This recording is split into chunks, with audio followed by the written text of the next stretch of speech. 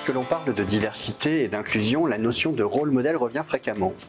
L'association L'Autre Cercle, par exemple, définit le rôle modèle LGBT au travail comme une personne LGBT dont le succès professionnel, le parcours de vie, les valeurs ou le rôle social sont considérés comme un modèle à suivre par les personnes LGBT. Le rôle modèle contribue également, par son engagement et sa visibilité, à une représentation positive des LGBT+. Personnellement, je considère que le rôle modèle n'est pas tant un exemple à suivre que plutôt la preuve, pour peu qu'il travaille dans une grande entreprise ou qu'il ait une certaine visibilité professionnelle, que l'on peut parfaitement oser affirmer son appartenance à la communauté LGBT+.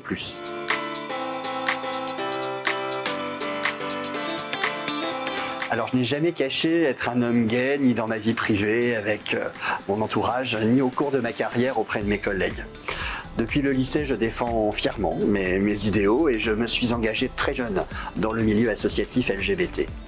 Alors chez Modis, notre président a été lauréat rôle modèle LGBT en 2020 et puis ça m'a inspiré.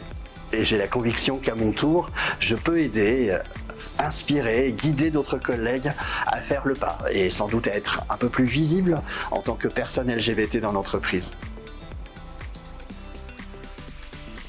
Selon la seconde édition du baromètre LGBT+, Autre Cercle IFOP, seule une personne LGBT sur deux, une sur deux, est visible dans son entourage professionnel. Et une sur quatre a été victime d'au moins une agression LGBT-phobe au sein de sa propre organisation. Rendez-vous compte.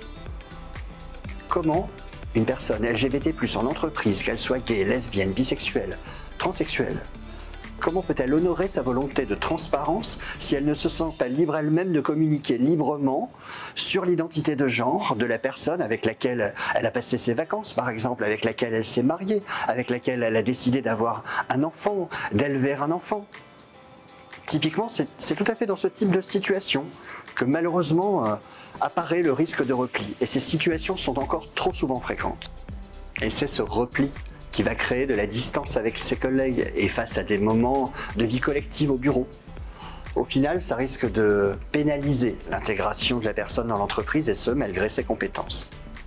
Alors qu'à l'inverse, être soi-même dans le cadre professionnel au sein d'équipes qui sont totalement ouvertes à l'inclusion, ça permet d'être bien plus performant et par là même beaucoup plus efficace. Et enfin, je considère aussi que la visibilité, bien évidemment, elle est importante, mais qu'elle n'est pas une fin en soi. C'est l'acceptation de chacune et de chacun, avec ses particularités, avec ses différences, qui finalement est le véritable enjeu. Les rôles modèles ont justement cette responsabilité. Tu es qui tu es.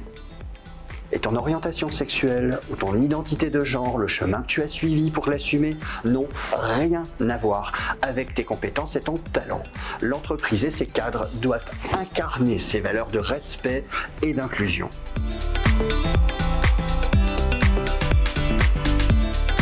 Les rôles modèles qui m'ont particulièrement inspiré, eh bien, ils étaient en majeure partie des alliés LGBT+, qui, à mon sens, ont un rôle crucial dans la lutte contre la discrimination LGBT. Ce sont des femmes et des hommes qui contribuent grandement à développer une image positive des personnes LGBT et à favoriser leur inclusion dans le monde du travail, sans pour autant être ou s'affirmer LGBT elles-mêmes. J'ai eu cette chance de croiser plusieurs managers qui m'ont conforté dans l'idée d'être moi-même au bureau. Leurs engagements et leur bienveillance m'ont accompagné et je peux dire que sans eux, ma vie professionnelle n'aurait peut-être pas été tout à fait la même et du moins en gain de qualité de vie au travail, ça c'est certain. Je pense qu'il est essentiel de pouvoir discuter ouvertement de ces sujets à l'intérieur de l'entreprise. Chez Modis, l'engagement et le soutien de notre comité de direction a été un formidable levier dans la libération de la parole. C'est important pour nos collaborateurs, c'est important pour nos candidats de pouvoir aussi se projeter dans leur évolution professionnelle et ce, quelle que soit leur identité de genre ou leur orientation sexuelle. Ensuite, ce sont également des engagements forts et concrets auxquels sont associés l'ensemble des collaborateurs qui vont agir en faveur de l'inclusion. Je pense par exemple à la signature chez Motis de la charte de non-discrimination LGBT+, de l'autre cercle en 2019, dont nous sommes très fiers.